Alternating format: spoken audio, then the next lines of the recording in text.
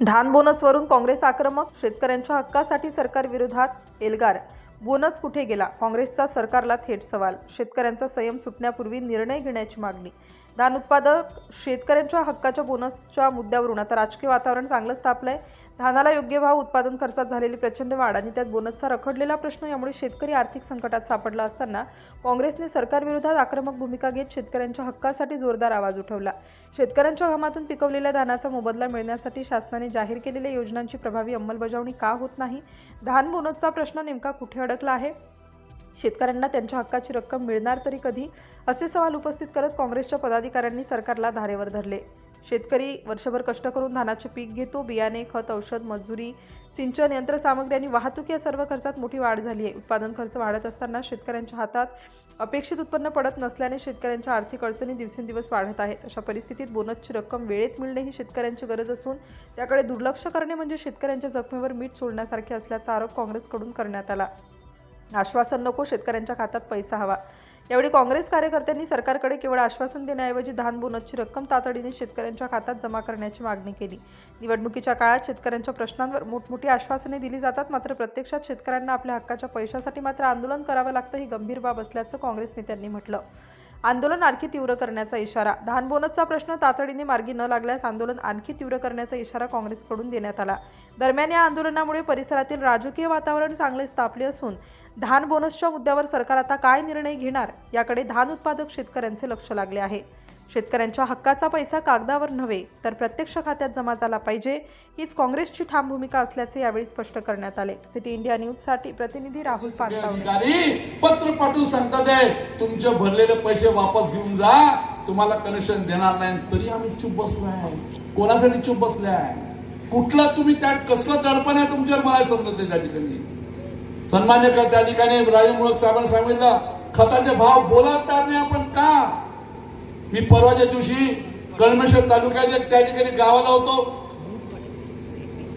त्या एका गावामध्ये कळंबी गावामध्ये बसले असताना एक शेतकरी मला काळजी म्हणे भाऊ, वावर माझं, वखरणार मी, पेरणार मी, खत आणणारा मी, आणि मा अंगठा रोज काढले पाहिजे म्हणजे शास्त्र रोज अंगठा मागते म्हणजे आम्ही त्या ठिकाणी असं वाटतं म्हणजे अंगठा शास्त्राला देऊनच द्या, तो अंगठा ठेवून रोज मारत राहते. काय करणार आहोत? मला आमच्या परवाच्या दिवशी खासदार साहेब मला निंबोने ताई भेटल्या, नागपूरला आल्या होत्या. महिला फार्मर प्रोड्युसर कंपनी त्यांनी काढली.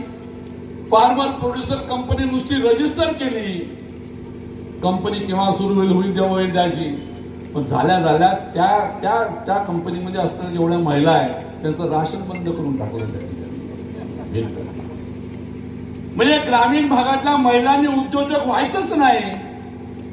म्हणजे उद्या सगळ्या महिला म्हणजे फालतू काम नको करू, ते सोसायटी बनवली तर राशन बंद होऊन जाईल किंवा मी कसे भेटून आलाय उपाय पोट्ट उपायशी राहते अशी अवस्था त्या ठिकाणी आणली. शेतकऱ्याच्या मालाला भाव नाही एक वेगळा, तुम्हाला 3 फेजचं कनेक्शन देण्याने हा भाग वेगळा, त्या ठिकाणी खताचे भाव हा भाग वेगळा, बोनस देणार नाही त्या ठिकाणी हा भाग वेगळा, आणि जे आम्ही मागितलं नाही तो रिंग रोड आमच्या छातीवर टेकलं त्या ठिकाणी आणि पोलीस लावून त्या ठिकाणी बापाचा राज आहे त्या ठिकाणी.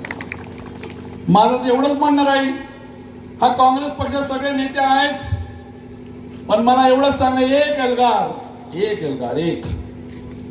एक जंतर मंतर नागपूरला केलं पाहिजे आपण. त्यावेळी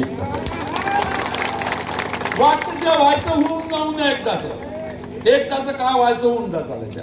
तुला आपण फायरिंग कर, AK-47 आण, नाही तर पॅलेट गन काय आण, पण एकदाच होऊन जाऊ दे. किमान वरती गेल्यानंतर आम्ही आमच्या बाप दादाला चेहरा दाखवू शकू की आम्ही शेतकऱ्याचे पुत्र, आम्ही पळून नाही आलो त्या ठिकाणी, आम्ही पळलो नाही, आम्ही उभं राहिलो त्या ठिकाणी. आमच्या पुलं माळा उद्या शेतकऱ्याच्या पोरं बाळा उद्या भिकार होण्यापेक्षा आम्ही शहीद होणं पत्करू त्या ठिकाणी, पण आम्ही त्या ठिकाणी पळणार नाही.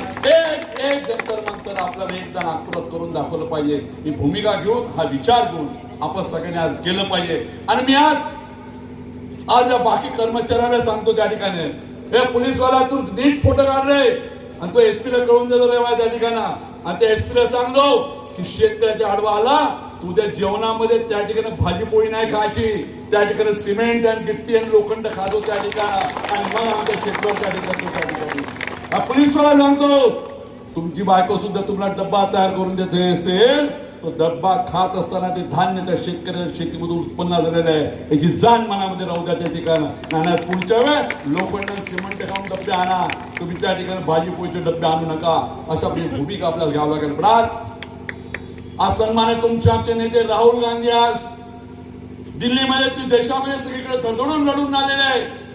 ज्याच्या घरी 3 पंतप्रधान होऊन गेले ते व्यक्तिमत्व सरकार तुमच्या आमच्यासाठी झोपतो त्या ठिकाणी, ज्याची चिंता केली नाही बंधूनो. आणि तुम्ही आम्ही काय चिंता करायची त्या ठिकाणी, होईल चाललं जेव्हा व्हायचं त्या ठिकाणी एकदा होऊन नाही त्या ठिकाणी. पण एक एल्गार नागपूर जिल्ह्यामध्ये आपण दिला पाहिजे आणि त्याला सांगून दिलं पाहिजे की हा सुद्धा नागपूर जिल्हा आहे. आणि रामटेक मधून सुरुवात, रामटेकचा तर त्या ठिकाणी इतिहासच आहे मुळक साहेब. रामटेक ज्यावेळेस देशाचा स्वातंत्र्य लढा होता तर सगळ्यात पहिलं पोल्युशन नागपूर जिल्ह्यामध्ये जळलं तर रामटेकचं जळलं होतं. हा इतिहास रामटेकचा विसरता येणार नाही. आणि त्या प्रभू रामचंद्राच्या पायथ्याशी आपण त्या ठिकाणी आज स्पन केला पाहिजे की तुझी पेटी तुझ्या पेटीतनं ज्यानं चोरी केलेली त्या ठिकाणी अयोध्या तर केलीच केली, इथेही केलेली आहे त्या ठिकाणी, इथे काही कमी केली नाही. पण आज सगळ्यांनी पण करायला बनवलं. नुसतं औपचारिक करू नका, औपचारिकपणा वागू नका त्या ठिकाणी. शेतकऱ्यासाठी औपचारिकपणा त्या ठिकाणी वागाल तर तुमची आमची पिढी उद्या त्यांनी कफल होऊन जाईल त्या ठिकाणी. भिकाचे टोपरं घेऊन पाहिजे आपल्याला आणि एक लढा देऊन टाकू आणि पुन्हा असा लढा देऊ की तुमच्या आमच्या शेतकऱ्याच्या वाटीशी त्याच्या केसाला धक्का लावण्याचा कोणी स्वप्नात विचार करणार नाही. ही भूमिका स्वतंत्र आपण जावं अशा प्रकारे मन व्यक्त करतो आणि आपल्या शब्दाला विराम देतो. जय हिंद महाराष्ट्र.